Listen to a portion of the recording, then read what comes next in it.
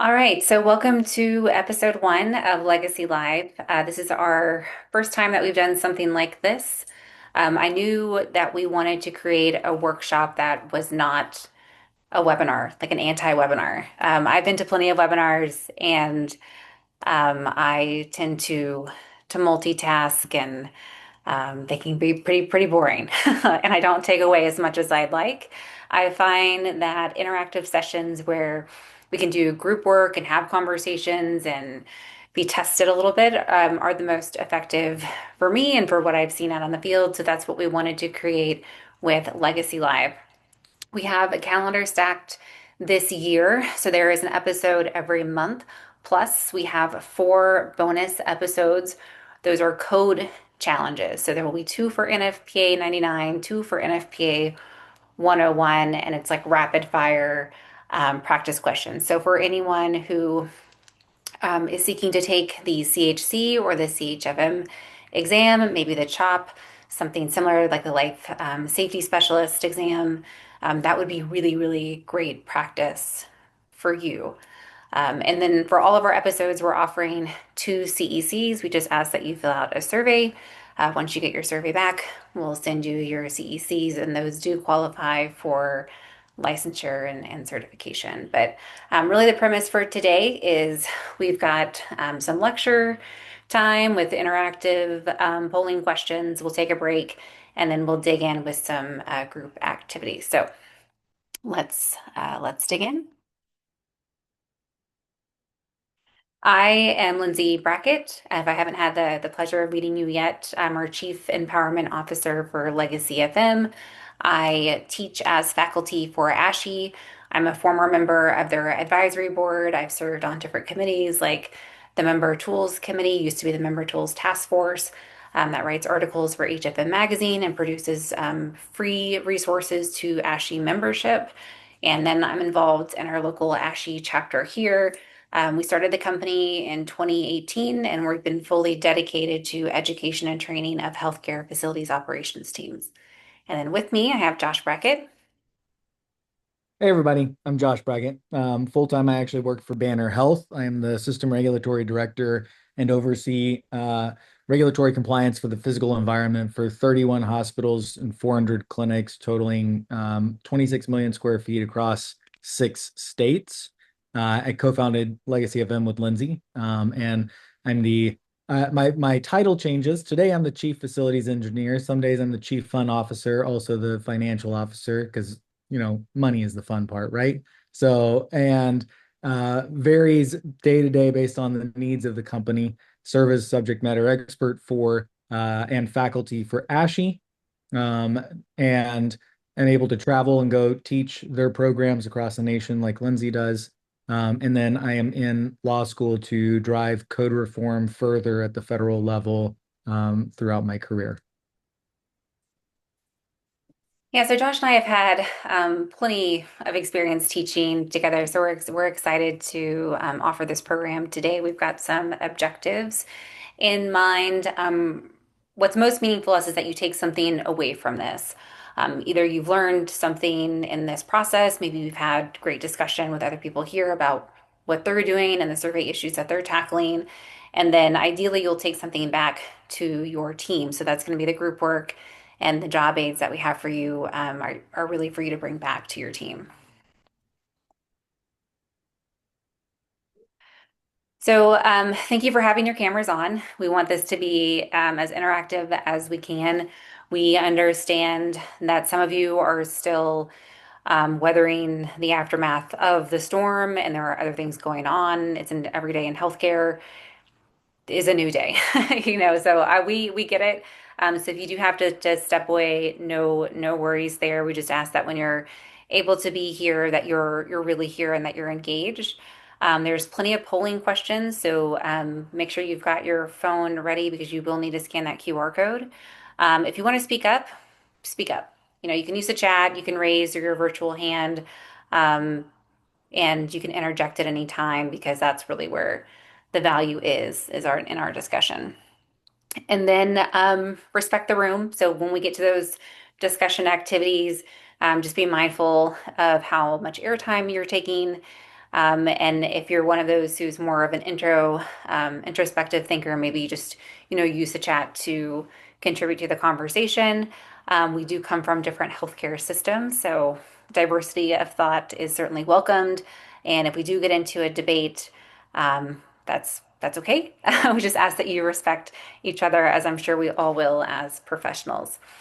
So our agenda is 45 minutes of interactive discussion with a presentation. We will take a 10-minute break. Then we're going to put you into breakout groups where you will practice those scenarios for 30 minutes. You already have a copy of that in your inbox. So there is a PDF if you prefer to print. There's a Word document if you prefer to type. They're the same document. You will only be working in either group A, B, C, or D. So in that email, just identify which group that you're in, and then you'll know which scenarios and questions to answer. And then we will get back together. We'll have a group debrief. You'll need a spokesperson from each group that will participate in the debrief. They'll speak on behalf of your group, and then we'll have just final takeaways, Q&A at the end.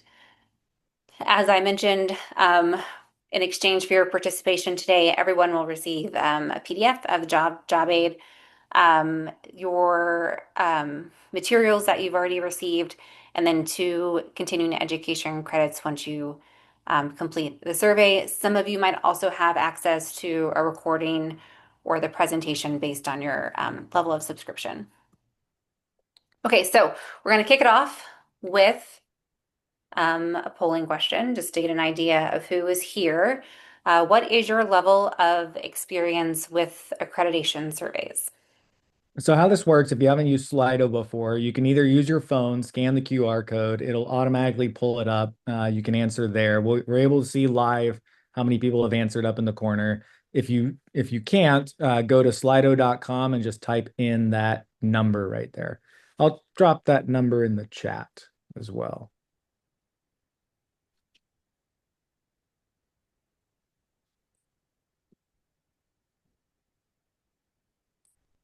I see 5 of you, 6 of you have answered so far. Awesome.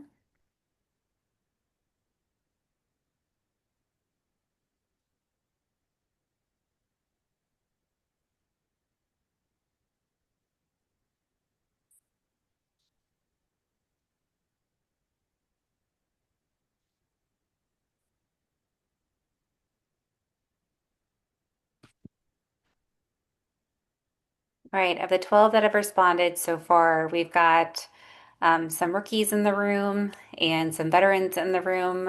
We'll try to put you together if we can when it comes to our group activities so that you can learn from one another. So a pretty good split. And then we've got a couple of you that have been through one or two surveys, either as a scribe, escort, or a subject matter expert. And then one of you, at least one of you, has led a survey through your full 3-year accreditation cycle. That's great. I'm glad that we have a good mix. All right, so whoops, there we go. What we're covering in this workshop is some surveyors. So not we're going to try to hit every surveyor or inspector that's out there. We're really focused on the physical environment. So we are going to talk about what is CMS looking for. So some of you might have just state CMS surveyors. Maybe some of you have gone through a joint survey with CMS and one of its accrediting organizations. But they're really the ones who set the conditions of participation that become enforceable code and law through the legislative process. So ultimately, we're looking to what is CMS enforcing. And from there, we've got our accrediting organization. So Joint Commission is the largest and longest standing accrediting organization for CMS. We are going to talk about Accreditation 360 briefly. Of course, there's DNV Healthcare, who would be the second largest. They're pretty unique in that they have an ISO 9001 process and a CHOP certification that you can go through with 3 different levels. actually four different levels now, and they have an annual survey process. So the annual survey works more of like a continuous improvement, kind of check-in collaborative survey, but they still have that third year accreditation period. And then we have ACHC. You may have known them as HPAP or HFAP. They're pretty straightforward, black and white. From what I know about them, they take more of a like a teaching approach when it comes to their survey process. And then the last accrediting organization for hospitals, this isn't all accrediting organizations, of course, but for hospitals, we have CIHQ. They're the smallest of the bunch because they are the newest of the bunch. Okay, so of these, who is your surveyor or your accrediting organization? Who have you worked with in the past or right now? It's the same code, same information, so you can just use the same link. Also, this is a select all that apply. So if you have multiple,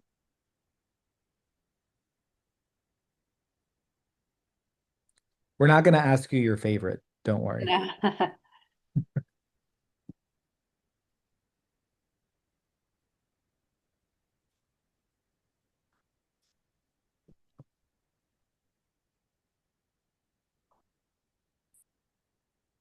All right, so no surprise here. Joint Commission being the largest accrediting organization, we would expect most of you have either worked with or currently work with Joint Commission. CMS, of course, being our federal AHJ, and then some state agencies only, DNV representation here, ACHC and CIHQ. So great, we've got everyone fully represented.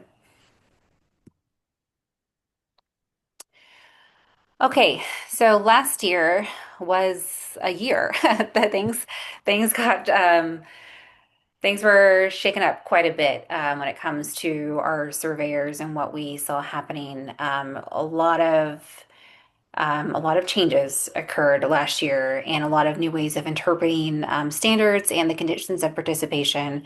But the bottom line is, it's the same code.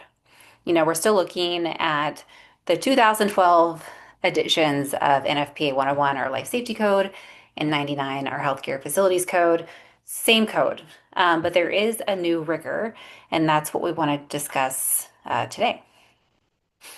So, one of the, if you're not familiar with the QSO letters, those are called the Quality Safety Office letters, and they are federal addendums to the Code of Federal Regulations. This is how we, CMS, Center for Medicare and Medicaid Services, interpret the codes and standards that we are enforcing. So sometimes they will send out clarification information. Sometimes they will send out here is a new interpretation.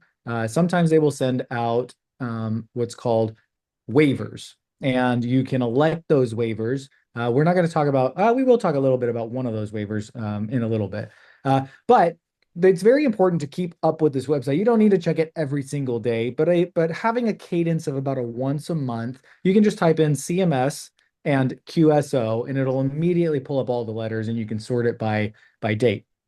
Two big ones that we really wanted to focus on was first for critical access hospital guidance. And sometimes we as facilities get very laser focused on the physical environment, and that's it, and like how it impacts the physical environment, right? But it's good to understand the overall impact sometimes of the overarching regulatory landscape. Right. So for critical access hospitals, there are specific requirements to be called a critical access hospital. You have to be less than 25 beds. You have to be more than 35 miles away from a major road. And there's some other criteria as well. But how this is important because how CMS reimburses critical access hospitals is different than how they reimburse acute care hospitals. So one of the particular things that critical access hospitals started to do was seek the ability to find funding from other sources, meaning not just relying solely or primarily on Medicare and Medicaid reimbursement. That's very important because critical access hospitals don't have the same payer mix as acute care hospitals. They have significantly less volume. Most critical access hospitals have either very low, less than 1% net operating margin, or they're running in the negative, right? That's a very, very common occurrence. So they've started allowing, CMS has started allowing time sharing lease spaces with other healthcare entities, essentially being able to generate revenue for that critical access hospital, as long as they still have independent compliance with the conditions of participation. So if you have a critical access hospital in your healthcare system, or you run a critical access hospital, this is actually a pretty big thing for you from a revenue perspective that allows it to come in and manage how the hospital is running overall operations. Another one is the QSO 2524. This was an update. Anytime you see SOM in the letter, so you can actually see there it'll say SOM in there. SOM is State Operations Manual. That's very important. So Appendix A, State Operations Manual, we care a lot about. There's another couple of other appendices we care about. Appendix A is very important because that tells CMS. CMS trains all of their state surveyors and all accrediting organization surveyors on the SOM. That's how they teach how to survey a hospital. So when you see we've made changes to the state operations manual, Appendix A, that's, oh, we've made changes to how we are surveying to ensure consistency, to ensure interpretation. So very important. A couple of things that we'll highlight here. One, now this has always been in the code and it's been surveyed for a long time, but it hasn't ever been documented inside of the SOM. It is 10 hours when your fire sprinkler system is out of service for more than 10 hours in a 24-hour period, you must either evacuate the hospital. Who's going to do that? Raise your hand. Okay, yeah, that's what I thought, right? Or you must do a fire watch, right? So that's been, again, that's a code criteria. It comes straight from NFPA 101, but they added it to the SOM because it wasn't, my interpretation, I don't know this for a fact, but my interpretation is it wasn't being consistently enforced.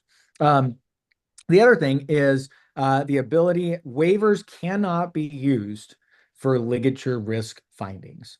You cannot leverage a waiver for a ligature risk findings. This means if you get a ligature risk finding, you cannot claim hardship. Right? That's the primary waiver that they are talking about here. You cannot claim hardship. That means you have to fix it regardless because you are in a behavioral health area or a behavioral health hospital. It must be fixed. It is a deemed an immediate threat to life in most cases. Okay, we had a couple of other updates from DNV. We have a 3 hour rule, and this actually was a process manual update. So there's process manual updates, and then there are technical standard updates.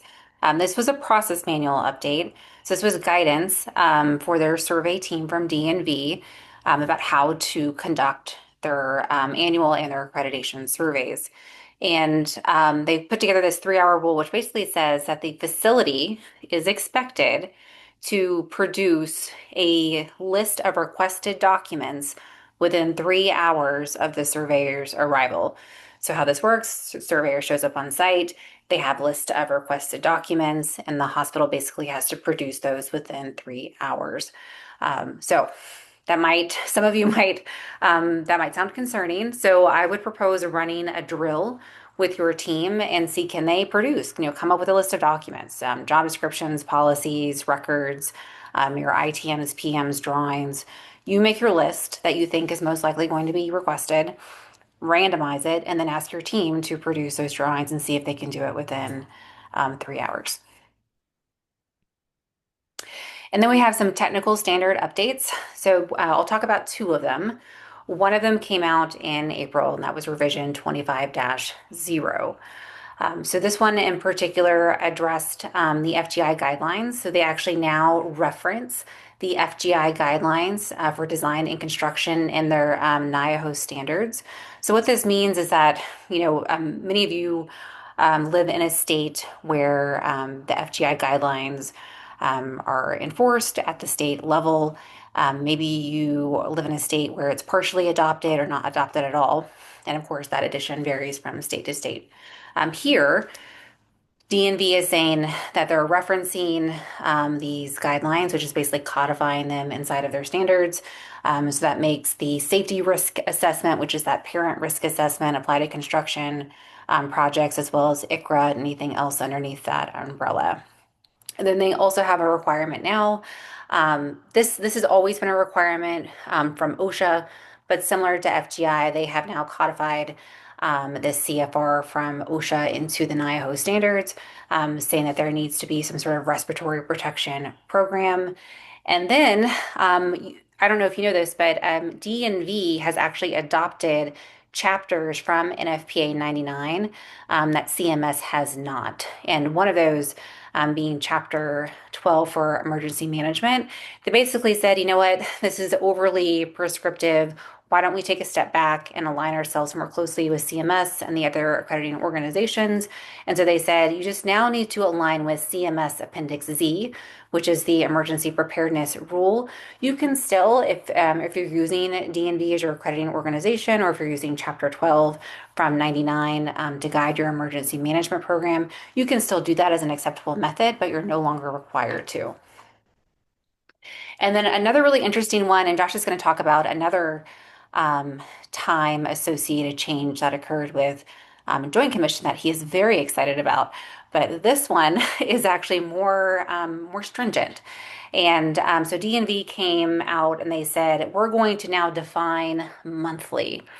So we all know that fire extinguishers need to be inspected at monthly intervals. Monthly could be interpreted fairly loosely. So maybe you would inspect something on January 1st and then February 28th, and you're like, once per month. Once per month, that's monthly.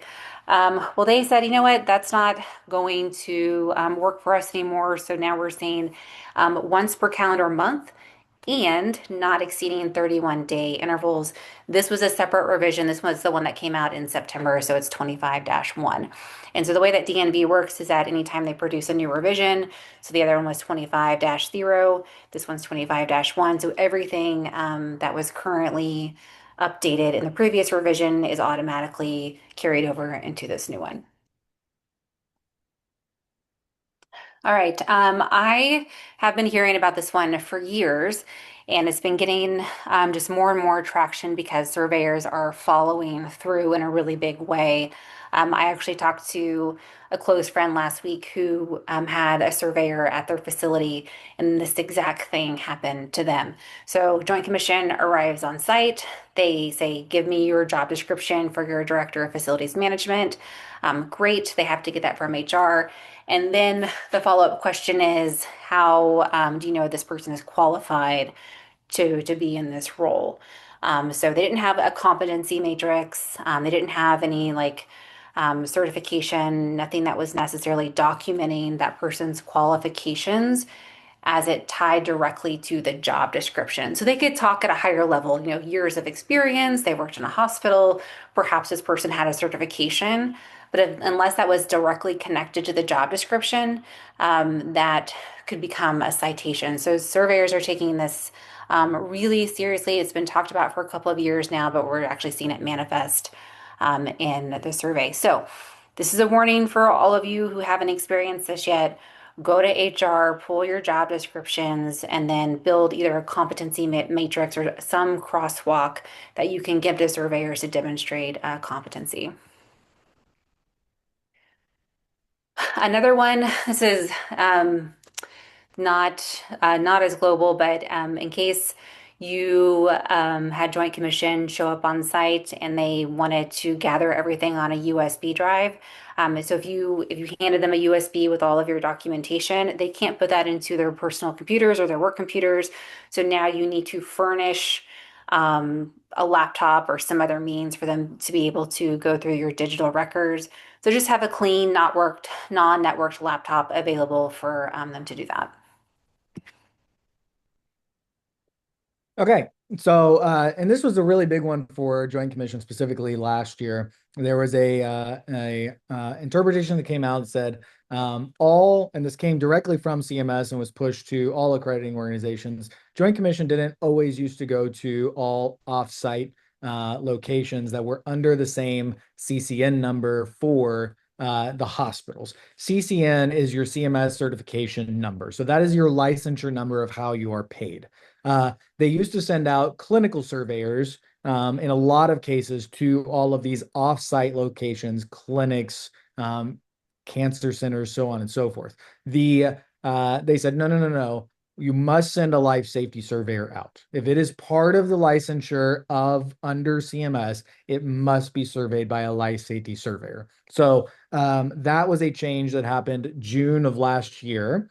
And uh, it's very important to understand because there are some repercussions associated with that. An example associated with something that I can tell you that we are currently working on is life safety drawings. So if you ask Joint Commission, they specifically say, well, we don't tell you that you have to have life safety drawings, but the question comes up, how do you know what your life safety features are of your passive systems without life safety drawings, right? So it's a very hard argument to win. You can do it, but it's just best to consider doing life safety drawings.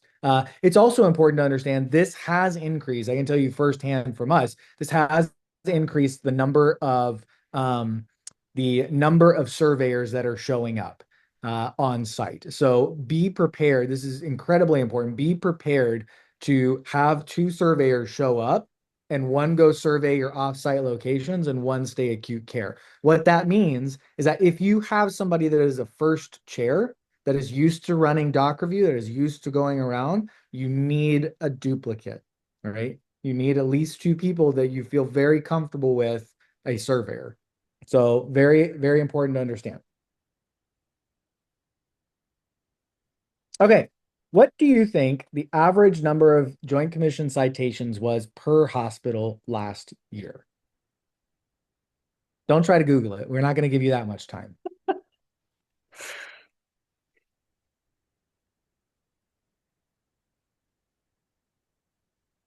And while this is going on, so we got a couple people that just joined. I think there was some issues with the calendar invite link. We do apologize. This is being recorded. We'll make sure that everybody gets a copy of it. This is a very interactive portion, and then we're breaking out in the breakout groups. So you can scan the QR code, you can go to slido.com, and you can answer right here. So if you're just coming on board, that's kind of the lay of the land.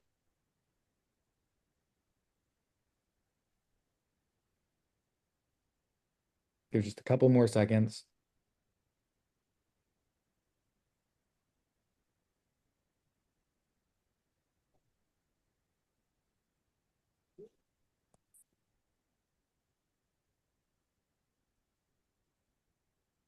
Okay,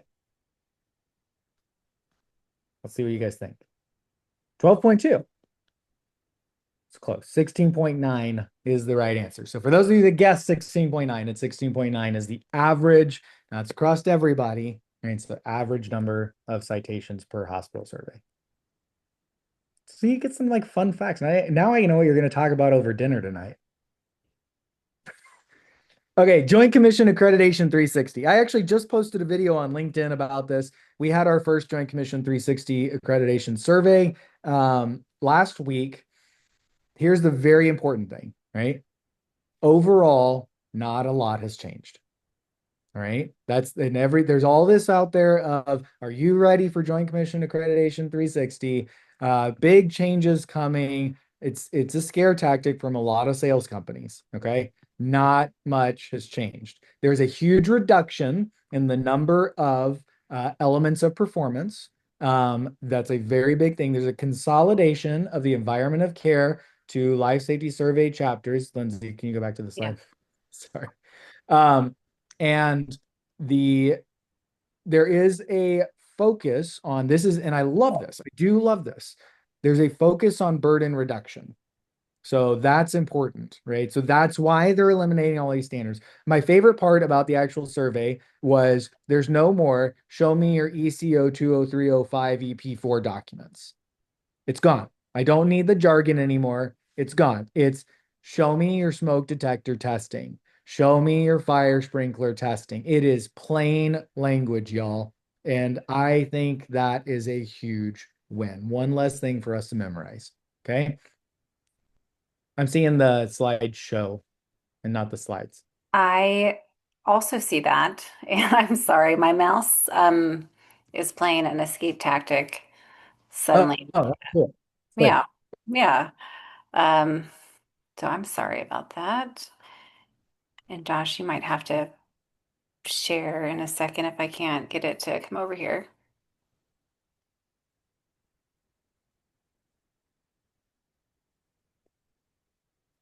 It'd probably help if I pull up the PowerPoint then. Oh wait, okay. You got it? Okay. We're gonna be all right. We're okay. Next slide. Yep.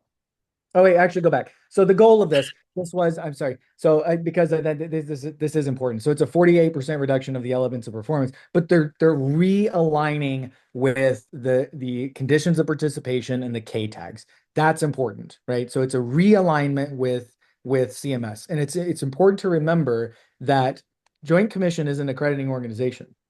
A hospital may be their client, but CMS is also their client, right? So they act on behalf of CMS.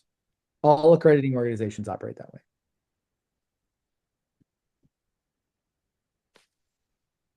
Okay, I just have to clap here. This is a big win. If you haven't heard, your fire drills just got a whole lot more simple. Okay. We fought this for a long time. We won. There's other things that we are working on behind the scenes. It's not legacy necessarily. It's a bunch of code people working behind the scenes. This one's huge. For years, we've been held to plus or minus 10 days from the last time that your fire drill occurred and plus or minus 1 hour, minimum 1 hour gap in order to define what is random, right? Well, we've proven it very much becomes predictable. Okay. So, Joint Commission, as of 2 weeks ago, this is hot off the press, 2 weeks ago, you do not have to have a 1 hour gap anymore. You do not have to have plus or minus 10 days. It is once per shift per quarter. That's it. Once per shift per quarter. That's it. No more complexity of jumping through hoops, trying to figure out when I'm going to schedule a fire drill. Thank you, Austin. I know I'm clapping. Yes. So, what this means is um, if you have a false alarm that occurs during that quarter, during that shift, you can claim it as credit for your fire drill, right? That's huge. So alarm fatigue is a real thing for our clinical staff. So this was, I think, a very big win. Everything else still applies in the code, but that's the actual definition now of for the fire drills. All right, what's hot, y'all?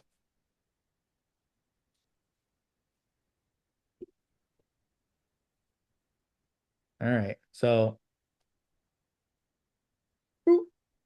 what do you expect to see on the top 10 list?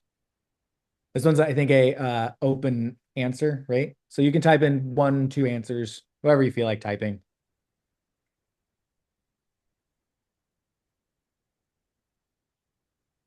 If you say Josh Brackett's mugshot, you're probably right.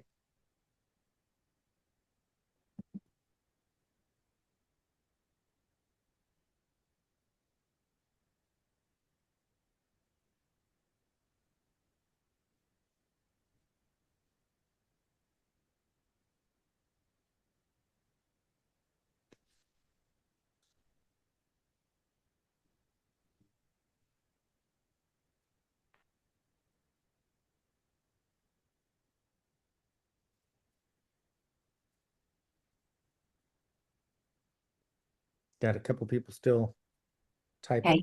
you can keep typing. We'll start Scab patches? What do you think? We're gonna talk about. Man, I think Lindsay, do we talk about all of these? I hope not, because we've been talking about them for 10 years, more Oh, than okay. 20 Okay. years. Got it. It's a good list though. That's great. Yeah, Yeah, wires touching the fire suppression. cool. Okay, next slide. Guess Yeah. what? All of them are right. And there's more here. I mean, there's the ceiling tiles, the stained ceiling tiles that you mentioned, the anything that's touching your fire suppression piping. I mean, above ceiling program compliance in general is always an issue. And trying to get down to the root cause. So we wanted just to like quickly list some of these hot topics here.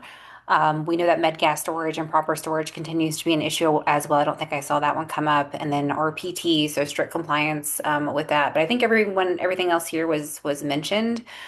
Staff competency, I know I mentioned that facilities director position. I do know of surveyors also asking about your vendors too, verifying that for example, your fire alarm testing company, if you're using a third party vendor, is qualified, or your med gas, has the right certification. So that continues to be an issue as well. But the point is, let's cover those quickly. We know those exist, so we do not need to talk about them anymore. Physical security audit. If you haven't had a survey recently, this is becoming more and more of a focus.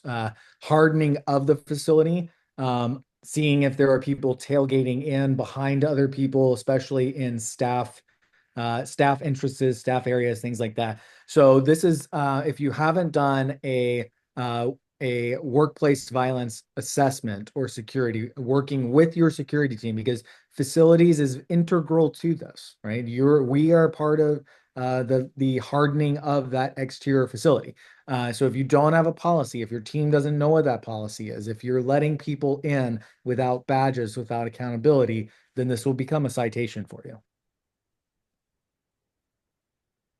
We're also seeing a lot of surveyors pay attention to literature risks that exist outside of a behavioral health environment. So generally, healthcare workers are really vigilant about literature risks in behavioral health. But we do have behavioral health or at-risk patients outside of those units. So what they're also looking for is environments where we might have these patients either in your EDs, any like trauma or exams areas, med surg units where they could be and potentially put themselves at risk or others at risk. And so they're looking for non-breakaway shower curtains as an example, plumbing or piping, really anything that could be used as a ligature point. So just be mindful of that. And then the main thing is also making sure your staff are vigilant about these as well, not just the clinical staff, but I know that some hospitals are deploying behavioral health teams so that when they do receive a patient, they are deployed to a patient room to quickly convert that into more of a behavioral health ligature sensitive space. Something else. Cybersecurity. Oh, go ahead.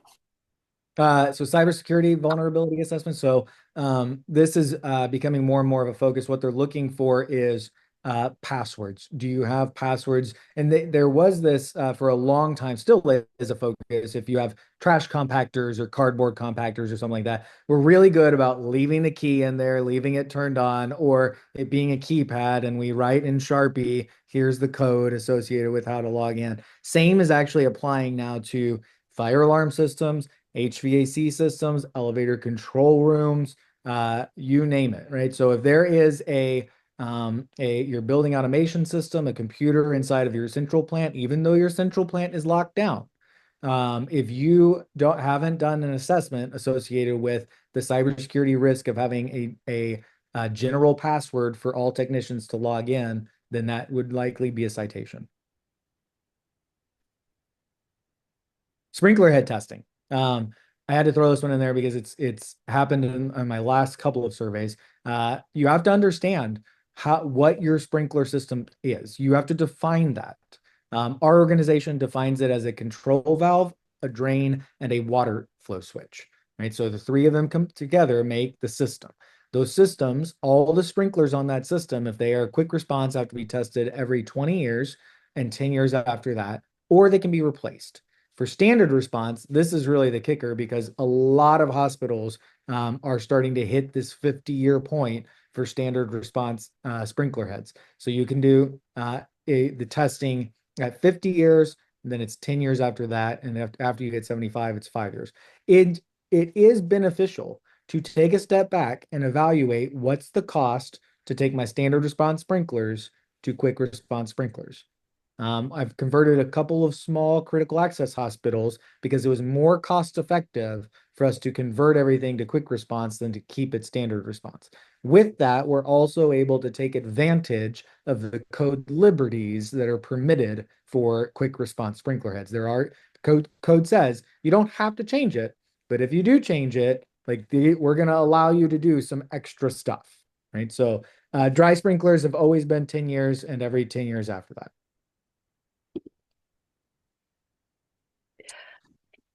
All right. Judge, do you want to talk about this one as well? Go for it. Okay. We are also seeing surveyors looking at your ITMs for your sterilizers and other clinical equipment. CMS is strictly enforcing adherence to inspection, testing, and maintenance according to the instructions for use.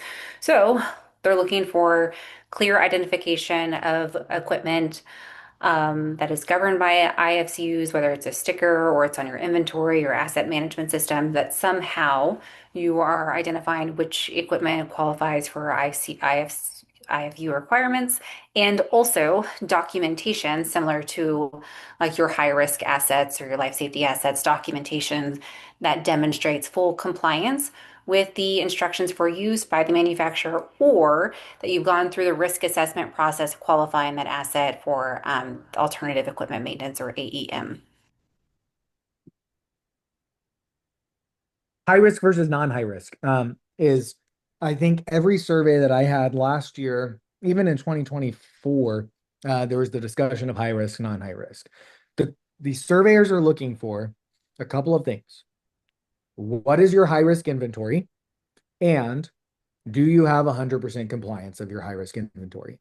You have to set how you determine what is a high risk inventory. There's ASHI documentation out there. I think I saw Mr. Schramm is on. He was on. He's on. Wrote the national standard actually for risk assessments. That's going to be our February Legacy Live. No plug there or anything, but going through considerations for risk assessments, for how to set that for assets as well as for systems, as well as for spaces. So this has been a question. It's if you don't have an easy method to be able to pull and show what's my high risk inventory and do I have 100% PM compliance, you're probably going to get cited.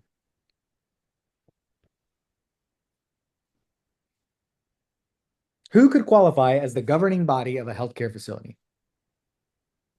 This is another select all, so you can select many.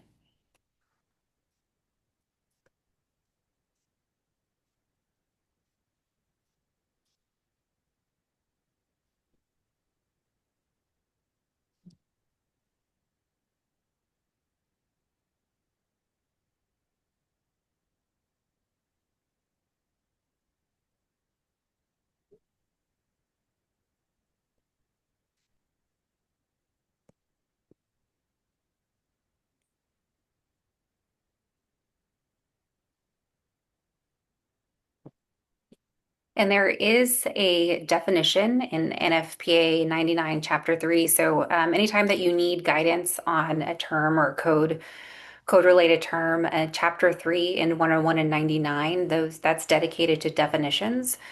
So you can always go back and reference Chapter 3. And then some of those also include annex or supplementary information. So like Annex A might have like further clarification about that term. Governing body happens to be one of those terms.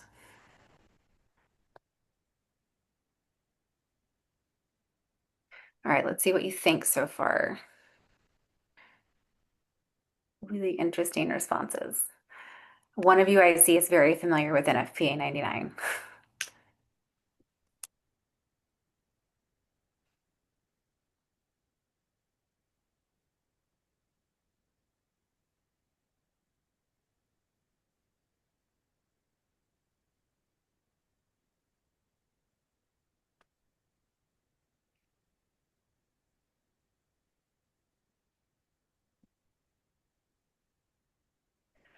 All right, so the official definition looks something a lot like this second one, a governing entity or an executive authority, but basically legal responsibility is the key word that we're looking for. So legal responsibility shows up in a few of these.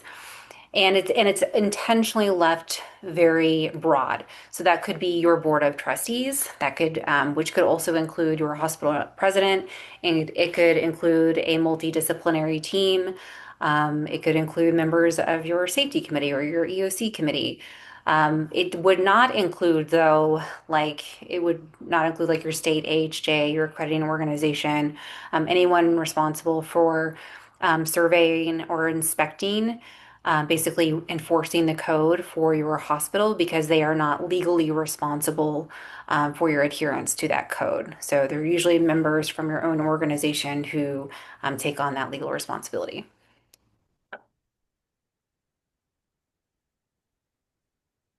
What are some examples of high risk systems or assets? I think this one's a free text. And we're going to speed it up a little bit too after this one because we still got a couple of slides to get through and we got to do the breakout rooms because that's the fun part.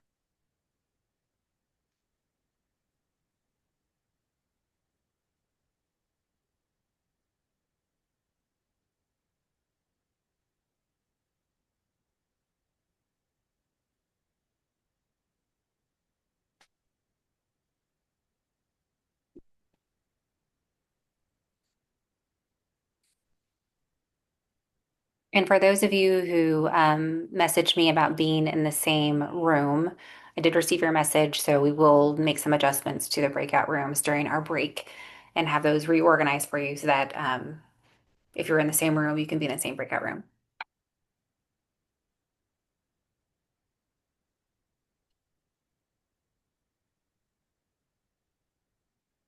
And if this is a question that is difficult to answer, you definitely want to come to our February session of Legacy Live. All right, let's see. Okay. OR HVAC, sterilizing equipment, ventilators, med gas, fire alarm, emergency generators, fire pump, exit lights, emergency power, fire suppression, medical gas. Yep. Um, it's interesting. There's a conversation going on right now on OR HVAC on if it's really a category one or not. So it's an interesting conversation. So it's would the change of pressure likely result in death or major injury? So you have to go back to the definition of 99. It's just something to really think about. I'm not saying it is or is not. Maybe you should come next month. Next slide. All right. And just to close that, high risk, as defined by NFPA 99, we know that if a failure occurred to that asset, to that system, that space facility, but if there was a failure that it would result likely to result in death or a major injury, and then NFPA 99 goes further into giving examples of what a major injury could be, so like a severe burn, loss of sight, amputation, so on. So usually anything that has a failure that will result in that could be a category one asset, and usually your category one will be high risk, but your governing body ultimately has the authority to define what qualifies as a high risk asset, not necessarily category one asset, but a high risk asset. So, similar to that, we also have medical equipment management. I know many of you are from facilities. This might fall outside of your scope of work, but we wanted to include it in here because it is another hot topic. Really, what the issue is that we have vendors or physicians or even rental equipment being brought in, medical equipment intended for patient care. And your surveyors do not care who owns the equipment. What they do care about is if you have a medical equipment, some sort of medical device used for patient care in your facility, regardless of where it came from, it needs to be tested before it's put into use. And it needs to follow those inspection, testing, and maintenance to ensure that it is safe and available for patient care. We are also seeing that if a device touches a patient and hasn't been inspected under your medical equipment plan, it becomes a program gap. So you might have one incident where there is an asset and it's not following an ITM or it hasn't been tested before put into use. If they start to find more of those, that starts to become more of like a program issue, which could turn into a conditional level finding. So these very clear rules about what to look for, and just the bottom line is have you determined an identifiable way to say what has been inventoried, what's been tested, and what is safe for use? And is that method documented in your medical equipment management program? All right. Clinical fire risk is something that's also come up. So I don't leave my house without like three devices and four battery chargers, and I'm sure some of you can relate to that. And what this is doing is becoming an issue because lithium ion batteries, they don't just burn, they undergo what's called a thermal runaway. So it's a process where it generates its own heat and then and often is self-oxygenating, which makes it really difficult to extinguish. So here's the bottom line. I don't want to overcomplicate this, but where you have personal electronic devices that include these lithium ion batteries, and you are in like a highly oxygenated or highly oxygen enriched atmosphere, which is really anything over 23.5% or more. So you've got a patient connected to a cannula, you've got medical gases, any of those oxygen enriched environments. Make sure that you've addressed this in your policy about what, where patients can charge their devices, where chargers can be, where batteries can be in these types of environments. Make sure you've addressed this in your policy.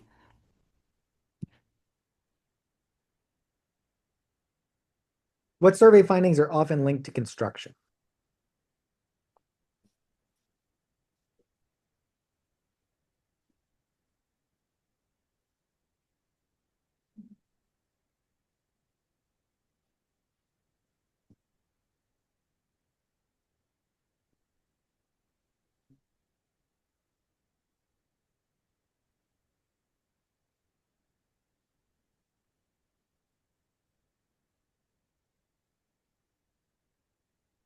Sometimes I'll ask a question when I'm teaching about what do you, if you are a contractor, because I teach the CHC and the working in healthcare construction workshops, and so it's full of like GCs and contractors.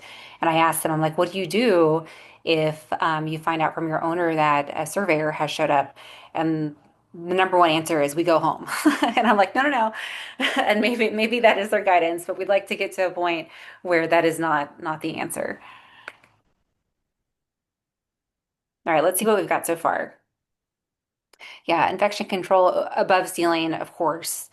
ILSM, extra drills, so maybe an extra drill per shift per quarter, egress paths, blocking the path of egress. So ICRA pressure for sure, ILSM, stained ceiling tiles. I knew it had to come up somewhere. Pre-construction risk assessment. So probably risk assessments being performed, posted, and adhered to, and then also that your construction team can intelligibly talk about the interim measures or what they're doing to monitor these measures during construction. Okay, so and some examples here that I've encountered, I'm sure you guys have encountered, are dead end internal corridors. We came in, we were changing areas, we add a suite, right? And when we're adding suites, the code says that I can't exit into a suite, right? So oftentimes when we create a suite, we have to look for things like dead end corridors that are occurring. That's a very common one that I've found across our system. The travel distance requirements, looking at that. So a lot of egress related requirements, especially during construction. What if you alter the path of egress during construction? We actually got cited. It's a really good citation, honestly, because we had a 2 year long project and we had blocked off the stairwells. If you would have opened the door, you're going down 5 floors, just right. I mean, it's a great way to exit. You're fast. It's very fast. But the staff hadn't been trained since the beginning of the project. And they're like, no, no, no, we trained them. Here's the log. We're like, well, what about all new people? What about anybody new that started? What about transient workers? All of it, right? So, and they were right. None of that was accounted for. So good opportunity to remember that training is a consistent and continuous process. Scab patches. I get that. I think one of the most common questions that I get is when did scab patches become illegal? When could I stop using them? Like, why did we stop? And I was like, they've never been allowed. Never, ever, ever have they ever been allowed. Whatever rumor got started, I don't know. I would have loved to have been a fly on the wall of like, let's start the scab patch rumor. Okay. That's all it is. It can't have it. If you see a scab patch, you can't have it. Where you can have it is above a smoke partition. If you have it for an acoustical only, it's a wall up above ceiling for acoustical between the patient room and the corridor. That's not a fire rated barrier. That's okay. Right. So don't let them trick you. Room changes constantly, right? Going from an office to a storage room, from an OR to a storage room, from a something to a storage room, from anything to a storage room. It's the only thing we change to is to a storage room, right? So we have to look at the code. That one's important. Can we go back for 1 second? Scab patches? I think we're writing some notes, Oh, okay. maybe. Okay. Okay. Um, Good. That one's done. All Chapter right. 43. What you need to know about changes is chapter 43. Uh, Yes. medical gas um, panels. After construction, we have to make sure that they're updated. This is actually pretty commonly missed, so it has to be updated for the rooms that they're serving. And make sure, so the rooms that you're serving, and it can't be like a block of rooms. I know a lot of you probably know this, but you'd be surprised how often I still see it. So a block of rooms, meaning this panel or this valve serves rooms 100 through 110. It has to individually list those rooms. And this is one of the reasons why, is because if one of those rooms within that block is changed, now your panel is out of date. Okay, this one's um, just for curiosity's sake. As a patient, what would concern you the most? And this is a ranking exercise. So all of them are concerning, right? We don't want any of the bad things to happen. But what would be like the most bad thing and what would be like the least bad thing, in your opinion?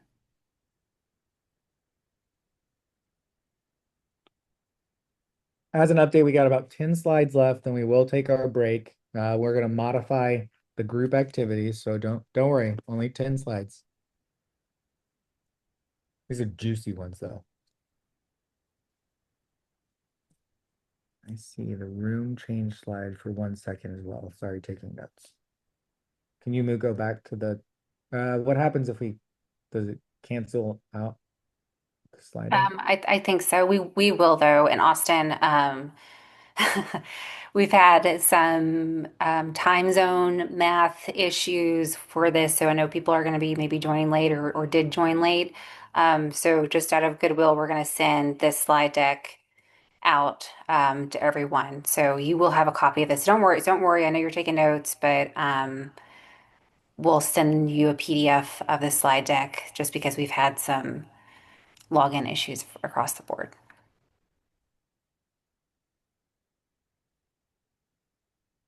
Absolutely. Yeah, you're welcome. And I see we just had somebody join just to let you know what's going on. There was some time zone math issues. Different people have been joining, fortunately at different times. This is recorded. Everybody's going to get a copy of the recording of this and the slide deck presentation. That wasn't our plan or intent, but we're going to make sure that everybody has access so that way if you haven't been here for the whole time, you can participate in it with your team. And Scott, I think you just joined. I was saying earlier that if you messaged me or anyone messaged me about being in groups together in person, I will make sure that you're put into the same breakout group because you don't have to go through the logistic gymnastics with that. That's right. Okay, appreciate that. Thank Yeah, you. of course, of course. Okay, exposure to other patients from airborne infections. Ooh, we're going to talk about that. Surface cleanliness, water safety, temperature, humidity, filtration, construction-related dust. Interesting. Okay. Airflow pressure relationships being at the bottom of the least concern. It's very interesting. Let's talk about it. All right, so we are going to cover pressure relationships, including air changes per hour. If you'll notice in the group activities, we did dedicate one of your scenarios to a ventilation management program. So you will be discussing pressure relationships and monitoring that. We're also going to talk about, though, some waterborne issues too. So, Josh, why don't you tell us about guideline 43? Guideline 43. So I will tell you, Guideline 43 is out. It's published. If you haven't heard about it, it is the operational arm of ASHRAE 170. ASHRAE 170 is a design standard for how we design our HVAC systems. Guideline 43 was an effort that took about 2 years to write across a multidisciplinary team of individuals. I sat on the committee and we actually, very, very intentionally, Banner rolled out our critical space policy the day that guideline 43 went to public input. We did that so that way there would be this case study out there of a hospital system using and leveraging guideline 43. The important concepts of guideline 43 is that it's a ventilation management plan. You are able to use and leverage risk assessments through a multidisciplinary team, your healthcare governing body, which we talked about earlier, that was planned. We can define the acceptable operating ranges, the ventilation parameters, how we respond to deviations, corrective actions. It's very important. And we did this because I've now gone through over 15 surveys with guideline 43 with our critical space plan in place with zero citations, right? So it does work. You have to put in the work. You have to make sure people are trained according to your policy. But when you follow your policy, then you're able to deviate. And I've had humidity ranges down to single digits and said it's okay because here's our risk assessment and our policy. Here's how we operated it. So very, very, very powerful. Um, Space conditioning citations, again, it comes back to in the absence of you not defining something, it's going to default to what ASHRAE 170 specifically says. You really have to put in some thought and work here. I will say also, Banner has we locked our thermostats for operating rooms at 65. That's it. We have from top down support, and we have surgeons that get angry, and we push back kindly and say, because this is a team effort to serve our patients, right? We have to work together. When you're not willing to wear a cooling vest, it's been determined that you're not wanting to do surgery for Banner Health, right? So you have to do your part as well. It's a collaborative effort. Pressure relationships. It's your overall ventilation management plan. How are you continuously monitoring? Do you have door sensors associated with it? So this again is very important of who's supposed to respond, how do you respond? Do you have it localized? Do you have a local response plan with an escalation? Do you have that it's tied to the building management system and you have door sensors where the door sensors tell you when it's open and the pressure relationship changes, and that's considered not a deviation, right? It's very important how you structure it. I will say, again, like it's successfully gone through. We do monthly pressure checks to confirm critical space pressure, and then we have daily local monitoring requirements with an escalation policy that gets up to facilities if we find deviations. Clean and cleaner. What is clean and what is cleaner? If I have my operating rooms going into my sterile storage, which one is cleaner? The operating rooms are, right? So the premise of ASHRAE 170, it's very interesting. If you ever read the administrative or opening sections of any codes or standards, it tells you this document was designed for this, right? ASHRAE 170 was designed with the premise of cleanest to least clean. So you can stand in any space and you can consider the spaces around it. And you could say, is this space cleaner than the other space? And the general is that it should be more clean. That your clean air should be going out, meaning that room should be more positive than the other. There are spaces that we're allowed to have neutral, and it doesn't matter, right? It's the same kind of space, so it doesn't matter. But this does matter for sterile supplies and how you're operating those sterile supplies. And all of this, of course, applies to your USP 797 or 800 pharmacies. So just make sure that you are have a way to demonstrate compliance with pressure relationships and that it's not just on a paper log and that it's consistent with whatever automatic continuous monitoring system that you're using.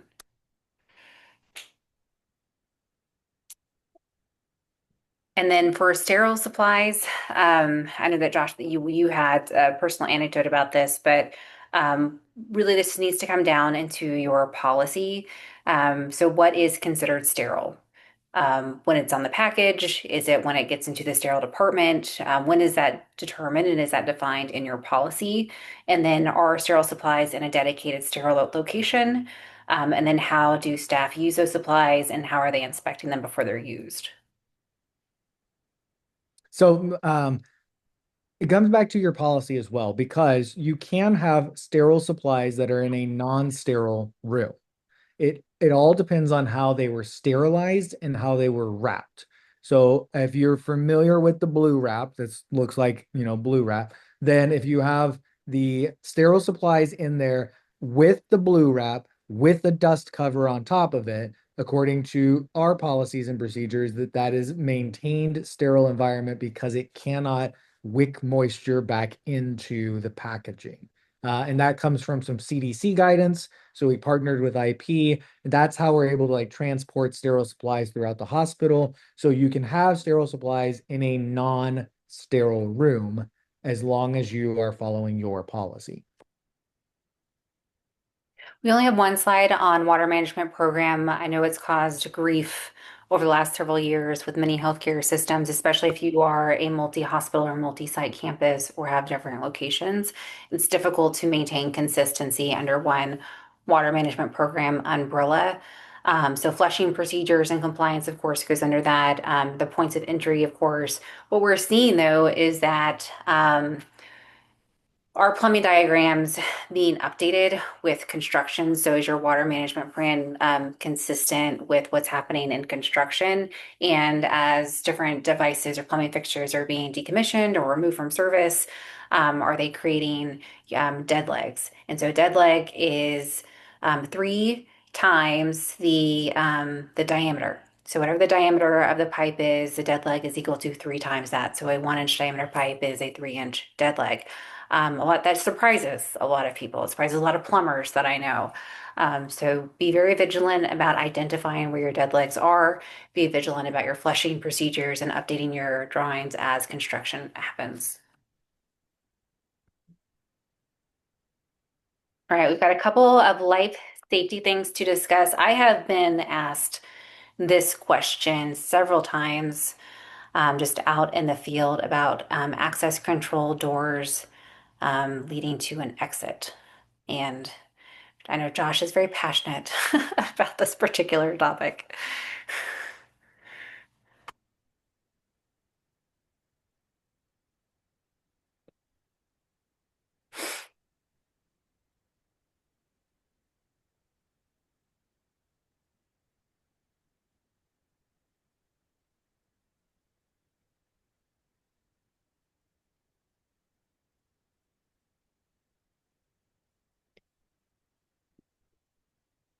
All right, some of you feel yes, most of you use the age-old answer of it depends. You know a facilities person when they say it depends. So Josh, what is the answer? It depends. It depends.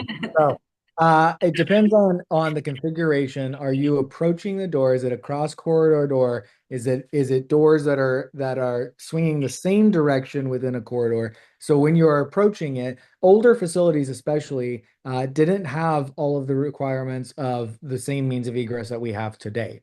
And those are permitted to be grandfathered in a lot of cases. And if you run an older hospital, you know exactly what I'm talking about, right? So it depends on several different things. So access control doors, and I think this is super important to understand. An access control door is a door that was modified after installation to have some sort of lockdown feature, right? The code's very clear on that because we have electronic doors that are permitted during installation that don't have to meet all of the same requirements, right? The reason that it has to meet it after the fact is because it's a altered life safety feature after installation, right? So code says that you have to have an occupant no special knowledge or effort. You have to have that means with a badge or credential. So we have some that have specialized locking procedures. We can have it in our clinical areas where the clinical needs of the patient. Clinical needs would end up being like an Alzheimer's unit, behavioral health. That is our most flexible arrangement for locking because we don't want those individuals getting out into stairwells or getting out into facilities and possibly harming themselves. You also have safety measures.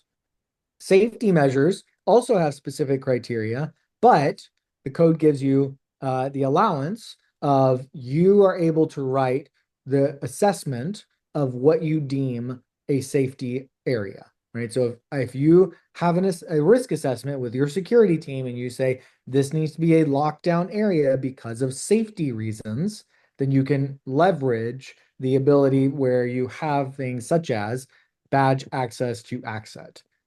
But you still have to have considerations associated with it has to release on fire alarm under specific conditions. We're not going to go through all of those. There's a great tool out there on this that walks you through. There's both a flowchart diagram that Ashley has produced, as well as the a step by step of all the code requirements of the various special locking arrangements. So if it's a lockdown door and you haven't done this assessment, gone through the process, it's very important that you do. The other thing is conflicting signage. This one has been very hot topic last year. Uh, I walk up to an OR suite. It says it has an exit sign above it because the architects didn't think through the means of egress because they haven't ever run a hospital before. It functionally works from a code perspective, but from an infection prevention perspective, does it work? And so what do? Well, we get it, and then we see people start going through those doors. So we add access control and we lock down the doors, and then we say authorized personnel only. So we have exit sign, authorized personnel only, and we lock it down with a badge reader. And you can do that if you have delayed egress on those doors, but a lot of the times we don't install the delayed egress. So it's just very important that you have the correct signage here. I'm going to put a plug in too. Right now, there is a public comment out there. If you have, does anybody have weapons detection systems when you enter your hospital? Okay. All of those are code violations. Every single one of them. I guarantee it. I know that because I've been cited numerous times. I've been fighting this for since 2016. Yeah, since 2016, I've been fighting this. There is a emergency TIA that is out. There's been a group of us working on this for 5 months now. There's an emergency TIA to change the code. A TIA, tentative interim amendment, is a permanent change to the code. We're changing the 2012, 2015, 2018, 2024, and it's already fixed in the 27, but it will allow weapons detection systems in the means of egress. So under certain circumstances, I am going to paste that because I would like public comments on it. Public is you guys. You get to do that. You're allowed to do it in the regular path with what we're proposing up to certain there's certain criteria. Okay. We went a little bit over on time, but are we still doing a 10 minute or you want to cut that down, Lindsay? Um, this is what I'll do is if you need 10 minutes, of course, take it. But during this break period, I'll go ahead and explain what we're doing in this next part. So that way, if you want to join your breakout group early, you can. I'm going to do the best I can to keep you in your original groups, but we are going to have to make some adjustments. So I will post those in the chat. Breakout room one is going to be A, two is B, three is C, and four is D. So I will try to keep you in the same breakout groups, but I will have to make some changes. So I'll assign you during this break. We'll have 10 minutes. My ask is that within 10 minutes, you are in your breakout group. You'll want to refer to the email that I sent this morning, which includes your scenarios We don't have time for three, so do your best to get through one. Everyone has a ventilation management scenario. If that's not your jam, then there are two other scenarios that you can pick from. You will need to pick a spokesperson from your group to share. What your answers, are for that scenario. So we'll take turns having a debrief. We'll go through the different groups. And then if you can, we've got a fun activity at the very last page that applies to everyone, and it is engaging with the surveyor. So it's actually putting your responses to a surveyor to the test. I've given you some prompts to choose from. You're welcome to pick from that list.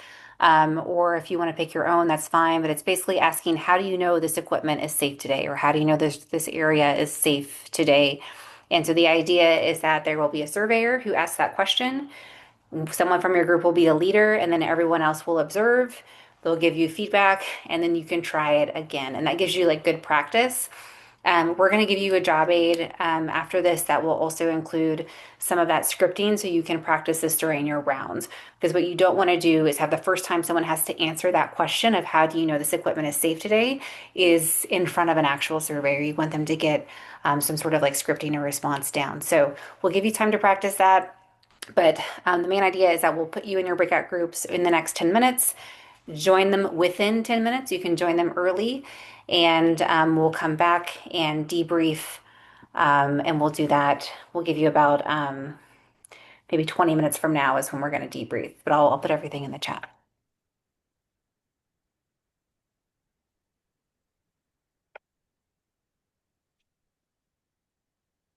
Are we gonna go? Can you start the breakout rooms? Yeah, you are. Okay. I was like, I don't think I have it on mine.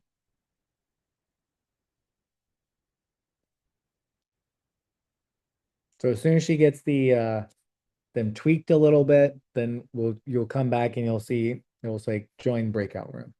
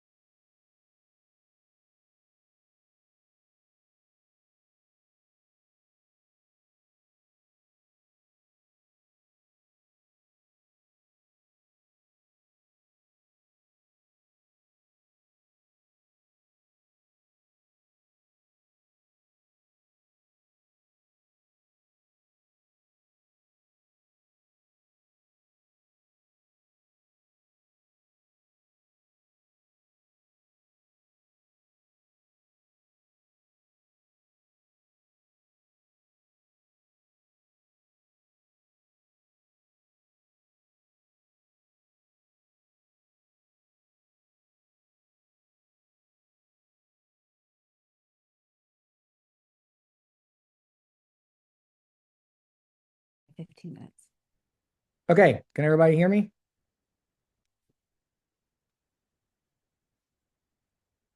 This one's that audible. Yes, we can.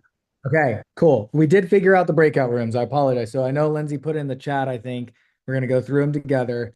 But we had a couple of requests like in email, so we were able to figure it out. There's only gonna be 3 groups now though, instead of 4. So I put in the chat, I'll put it there again, just in case you guys can't see it. But there's a PDF and you got this is what you got in your email. So it's the same group activities. You have 15 minutes to meet in your groups. You should see, do you guys see the breakout groups are open? You don't see that. Well, what happened to it then?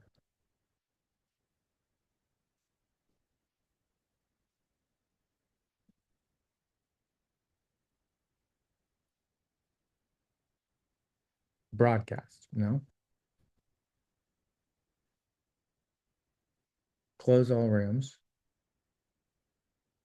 I don't know if I do that.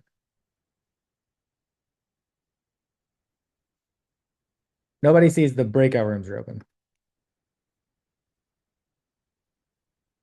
Well, we're gonna go through this together. Technology issues. So that's the new plan.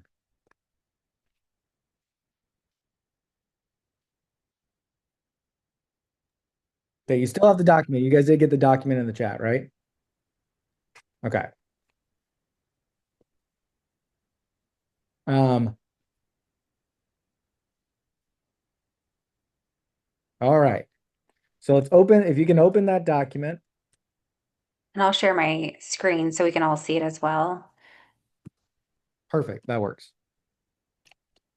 And do we have any special requests for one of these scenarios?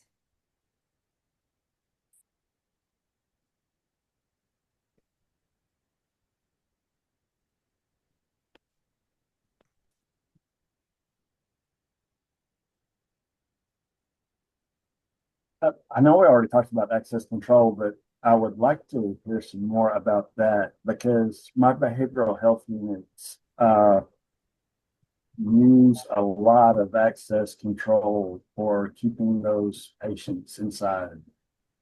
Yes. We will I don't definitely. know if do we have one specifically Yeah, on there's one in behavior? here.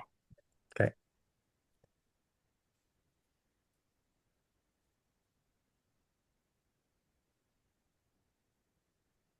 Yeah, so this one right here, the access control badge out trap. Perfect. Okay, so everybody can read through, and this is that interactive part. So you got to come off mute. We're going to talk about it. There's no wrong answers. We're having discussion.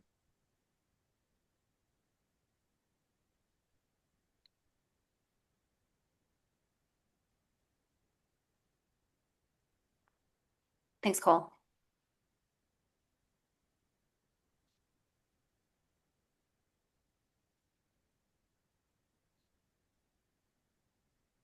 So I don't know if now is the time to speak Yeah, or go for it. So okay. question one, there we Okay. go. So my system recently built brand new buildings, and because of the population, a lot of forensic inmates populations, we have sally ports, like double sally ports, where staff typically have to scan. Green light comes on, then they actuate the hardware to get out, and this is brand new stuff. Um, Now I'm concerned after hearing what I heard before. Well, so it's a behavioral health unit, right? So if it's a behavioral Uh, health or forensics unit, yeah, well, it's behavioral health with the forensic unit accredited under the hospital standards. okay. Yeah, so because of that though, it falls under the one that has the most liberty, which is the security, the safety of the patient, the clinical safety of the patient. So there's clinical safety and security safety. Clinical safety gives us the most flexibility. And there's specific criteria in the code that says you still have to release the doors, but you only have to release them in very specific circumstances. So, and Fire, that's really the clear thing here. But the code, what we're talking about here is that it still says you still have to have a reliable means for mass evacuation, right, which is what this question is talking about. So, and the code does not define reliable means, right? So the question is like, really, he says this, this is a secured unit, public can't come back here. So what is the reliable means of egress in the event of an emergency? Does anybody know what some of the code options are? release for fire alarm. Yeah, so there's a release of fire alarm, and there's specific criteria based on whatever level of secured access you have. So fire alarm can be one. Sometimes it's a heat detector. Sometimes it's two smoke detectors. Sometimes it's one smoke detector. Sometimes it is a water flow switch. It just depends on the specific circumstances. So that's where you go to that flow chart. So when we have that though, you also have to have outside of that. So outside of fire. So if there's no fire, but you still have a mass evacuation need, when would we need that? If it's not fire, but we need to evacuate quickly. Can anybody think of any example? Um, well, I'm still thinking about fire alarm, like activation of full stations during a non-fire emergency, or Yeah, if so that's a during a non-fire emergency, what do we have to do? What can we do? So what's an example of a non-fire emergency where we would need mass evacuation? Severe weather or active shooter. Active shooter. There we go. Right? We got to get out fast. Right? So we can't use fire alarm for that. Manual pull stations aren't required to unlock the door. So what are some acceptable options in the code? delayed egress. If you have the delay, yeah, so this you can have delayed egress, but a lot of the behavioral health or forensics wouldn't allow for the delayed egress because we don't want them to leave, right? So um a common one. Oh, sorry, Brian. You can type in the chat. Apologies that, so uh but no, I could not hear you. So badge is the one they have here. So would a badge access be a reliable means? I'm seeing a lot of no's. I would say it depends, right? Hmm. Does it have battery backup? A lot of those access control panels will have battery backup. Did you put it on your equipment branch? You actually can put it on your life safety branch because it is a door and the means of egress. So it should be on your life safety branch. So you have batteries and then you have a generator within 10 seconds. Um, that's really the thought process there. I was reading Lindsay's. Um, that's really the thought process there of is it reliable or not? So if you say badge reader and he's like, well, how do you know that's reliable? You got to be able to speak through what is that? His question is what happens if a doctor loses their badge during a fire or during an active shooter or during any other time that we have to mass evacuate Or if the batch deactivates for whatever reason. or if the badge deactivates for whatever reason. Hmm. Yep. So Uh, all staff carry badges. Would that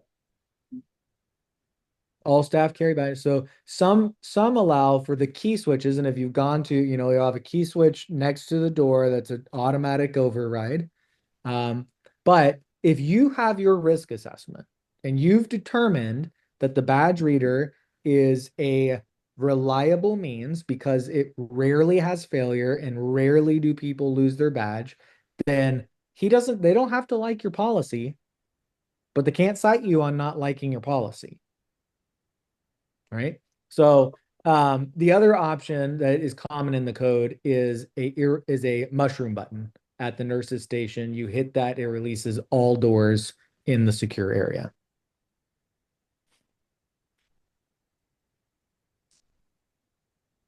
Um, how do you mitigate, so that's what we're talking through. How do you mitigate that risk right now? It's being able to speak to those locations, those areas. And we talked through number 4 as well, some of those security-based options. Uh, Possibly ILSM, deactivate the system and station personnel at each door. Mhm. I mean, so if it's something where the door releases and it wasn't supposed to, absolutely, you're going to station somebody, and it would be a dedicated person watching those doors. Commonly, what I'll find though is that the if it's a key and you have that key switch by the door, and that it's that you will always find, not always, you often will find 1 or 2 staff that doesn't have their key on them, right? And it says all staff, right? And where we commonly will see it is a doctor, somebody who's temporary that came in, a travel nurse that got the badge but didn't get a key assigned to them. So it's important that your policy covers all of those various aspects.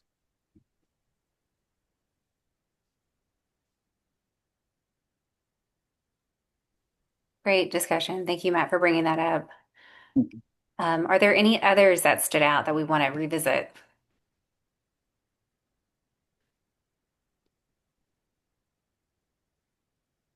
So I've heard quite a bit. I'm sorry, I don't mean to do all the speaking. I'll give somebody else to chime in if you speak up.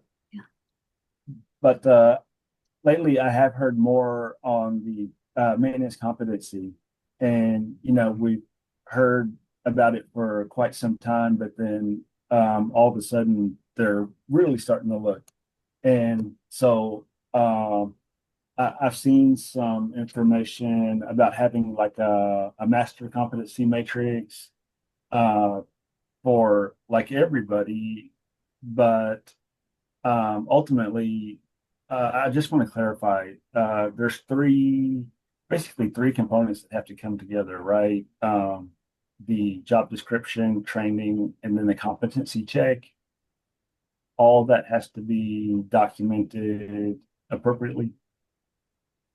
Yeah, so competency and training, I think Lindsay would agree, those can go together, right? Hmm. So you can use Okay. training to prove competence.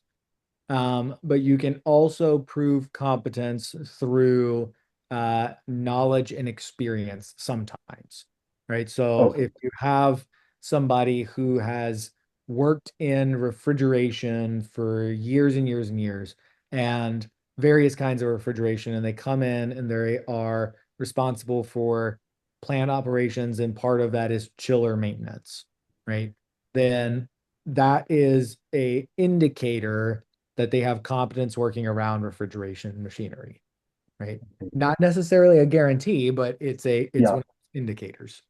So for training, I saw some indication that so being qualified is different than being competent. So a training and achieving a particular degree or certificate may qualify you, but then perhaps the organization needs to test that competency occasionally.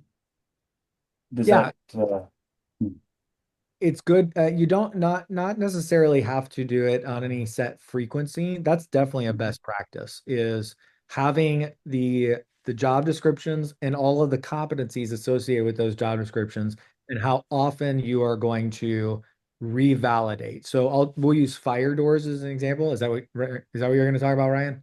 It's fire doors? No, I was going to elaborate a little bit further, but go ahead with your example first. Okay. So fire doors is a great example where code just says you have to be a qualified individual. And so I'll use Banner. Banner created our own internal program. We do all of our fire door inspections in-house. And we require that, I think it's once every 3 years, the individual goes through this course, takes a 40-question quiz to revalidate their competency. So that's definitely a okay? best practice. And it prevents surveyors from being able to challenge. If they tested 15 years ago, how do you know that they're still competent? Could be a question that comes up. So there's um, like uh, is there any possibility that they would interview that staff and say, you know, give me a list of procedures that you use to conduct that?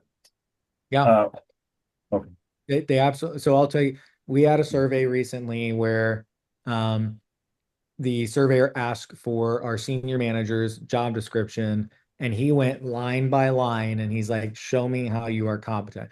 And after about 5 lines, the guy said, I have my CHFM, my MEC, my CHC. And he's like, okay, like now we're tracking along. Then it got to, there was one specific HR related competency, and he had to show our annual training for HR compliance. But he did. He went line by line in the job description. Ryan, did you have something to add? So with that, there is an article coming out in the HFM magazine. It's a toolbox, and there's four, as far as levels, if you want to call them that, as far as designated, qualified, certified, and licensed. Those are kind of the four in order there. So designated, what's the definition of designated? Is essentially a job description, right? You're designated to perform a plant mechanic work because your job description that you were hired to based on your onboarding to the organization. So you're designated. There's no, it's simply the job description is what qualifies the individual is. And then after designated is qualified, and that would be like Josh mentioned, a qualified fire door inspector, meaning you have an internal program that you have, whether it's an exam or a course or a class that essentially has they have proven competency and they are qualified within the organization to do the fire door inspections.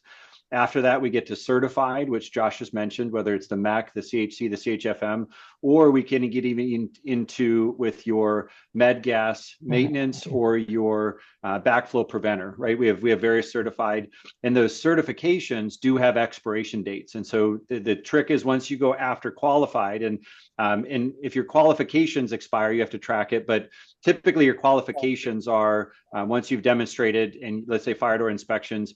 We do have that 3-year competency review, but really it's once we get to certified where it is that typically triannual where you have to send in your CECs and you got to renew your CHFM MAC, whatever your certification is.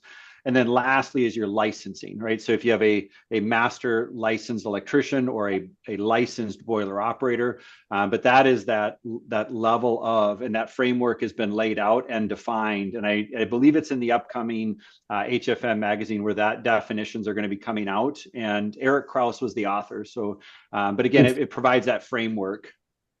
So that'd be in the January, February magazine? I believe so is when that one is coming out. Okay. And again, it's just designated, qualified, certified, and licensed. And it's just a toolbox. So it's that 350 word. It's a short one. But really what we just talked through as far as, who are your designated? Okay, now we go to the job description. Who's qualified? Okay, that's our fire door. We've qualified individuals. And you can even have a qualified individual for barrier management, for fire stopping, right? It isn't just limited to the code required for door protection. You can go beyond that to barrier management is the next one, fire stopping, where we really want a qualified individual, not just a designated individual. So it was designated, qualified, licensed? Certified, then licensed. Okay. Okay, so Brian had a question we're going to go back to. So manual relocking on delayed egress devices. The code specifically does require that if you have a delayed egress lock, that it is when you push the bar for 3 seconds, then it initiates it's an irreversible action, and 15 seconds later fully releases the door to be open. You can go up to 30 seconds if you have written AHJ approval. And this is one of the cases where your local fire marshal does count for that. The manual relocking is that a delayed egress lock. So only if it has the portion where it's the beep, beep, beep, 15 seconds, it has a irreversible action until it is manually reset. Sometimes that's a key switch on the actual mag lock. Sometimes it is a key switch on the wall where it's been tied into the mag lock. Sometimes it is your badge. So you can tie it into your access control where you are manually resetting it with your badge. I hope that answers it. I know you don't have Mike, but if not, put some more information in. I apologize. Cool. Good. Thank you for the question. Good question. Are there any other scenarios that we want to visit while we are together?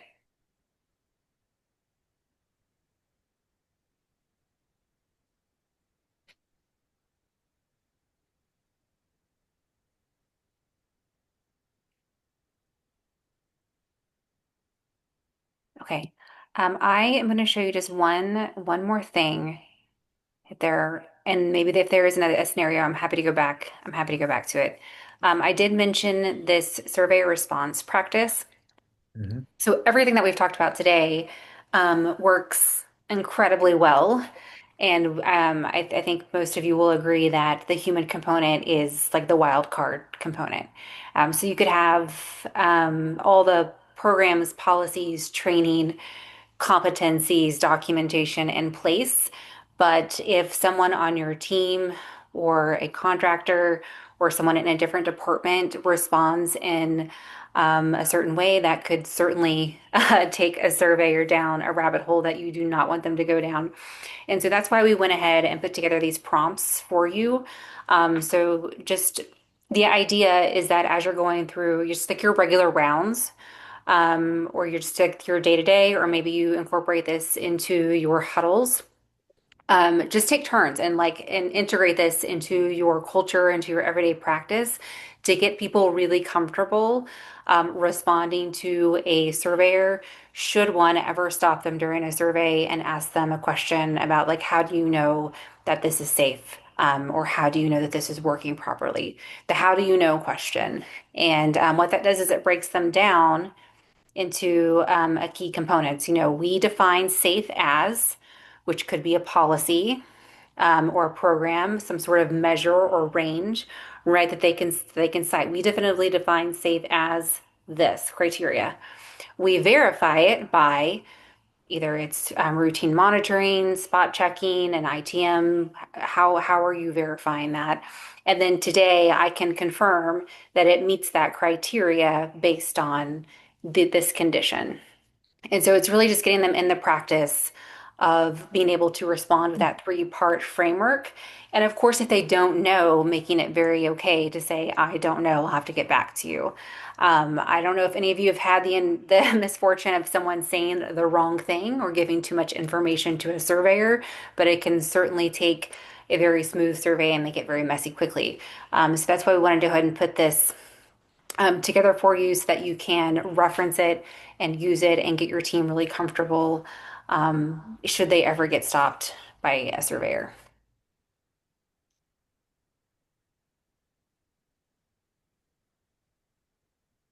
Okay. Are there any other questions just in general? I know we covered a lot of content today, and so you will get the slide deck. I'm sorry for the technology issues. We're going to debrief and get those sorted out for next time. But while we're together, does anyone have any questions about anything that we covered today or just this session series in general? Sorry, one more question on competency. Uh, we've talked a lot about the facility manager and then the technicians that perform critical tasks, but I think is it the National Patient Goal 12 that talks about all staff.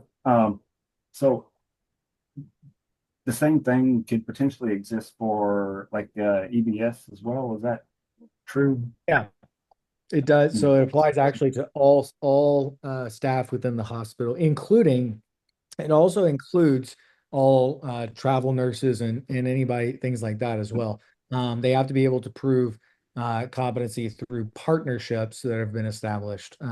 Typically, that's going to come from those partnership companies, though, having to provide it. But looking and making sure that that's part of the contract is important.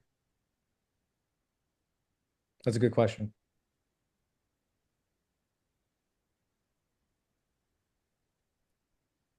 And thank you so much for the questions. These are really, really Yeah. good, insightful. I know you are not the only one who has those questions. All right. If you do have any other questions that do come up later, though, and this of course will be in your slide deck, but I wanted to give you the opportunity to connect with Josh or I about any of this. We're happy to meet with you separately or just to exchange some emails. You're welcome to call us as well. You'll have our phone numbers here. Just would love to connect. Or if you go through a survey and you want to add to this list, or if you want to give us further insight from the field, we're always happy to take it. I think that's what makes our industry really unique and special is that so many of us are willing to share lessons learned and what we see from the field so we can benefit together. We also do have a survey. I'm going to put that in the chat here. This is how you get your CECs. So please make sure you fill it out. Did everybody see it in the chat? Yeah. Okay, good. So make sure you fill out the survey. That's how you get your continuing education. Also in there, if you are willing to do a testimonial, then we'll give you your next Legacy Live free. And that's going to be Ryan next February 18th, I think. Is that the date? Checking. February 18th. And if you want to register for it, you can register right here. So there's two links. You got the Survey Monkey for survey. And then if you want to go ahead and register for the next event, that's where you register.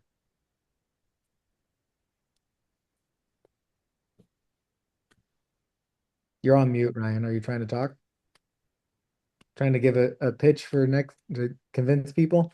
No, I just is if we had just a couple of minutes, I think there's a really important point around those that are Joint Commission accredited as we move into 2026 with the physical environment, where with this transition, you had mentioned earlier about the new codes. And we can all agree that the new codes went into enforcement on July 5th of 2016, right? That was 10 years ago. That was when we adopted the 2012 edition of LICD code.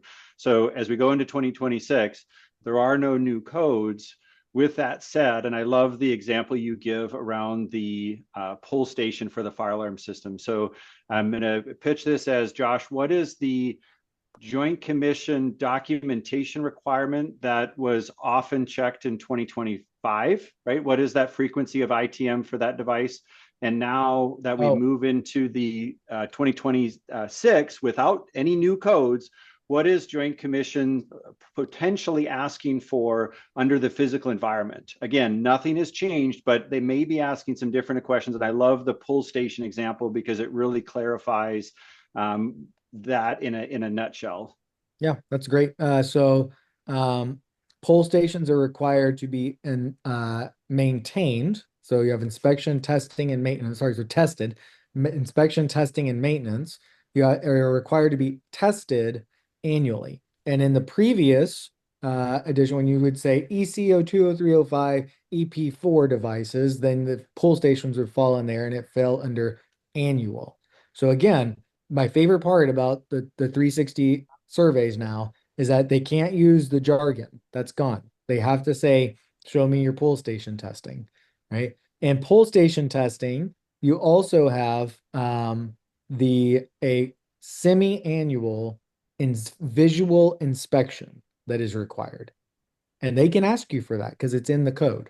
So they aren't following a direct checklist anymore. And again, are going back to the code, the source code itself, back to conditions of participation and to the source code. And that visual inspection is just as it sounds. Has it been smoked by a linen cart and is hanging there?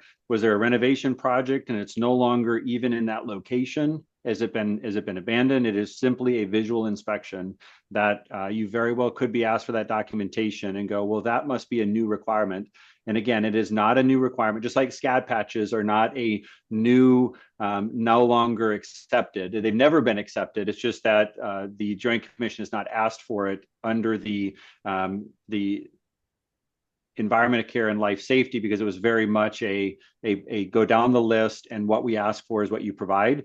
But just know that it's now basically that lens is slightly opened, but it still is referencing the codes that came into enforcement back in 2016.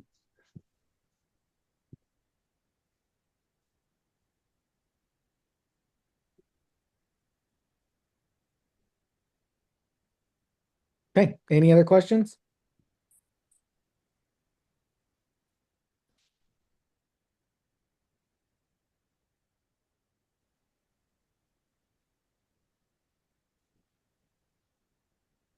I don't have a question, but a comment that I appreciate y'all doing this. I think it's great.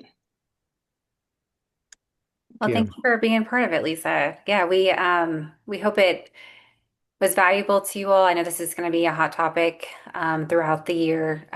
So appreciate you being engaged with this, and we hope to see you at the next one. Thanks. All right. Thank you, everybody. Look out for an email with the Survey Monkey for and the registration link for next month. Hope to see you guys there. Okay. See ya. Thank you. Bye. Thank you.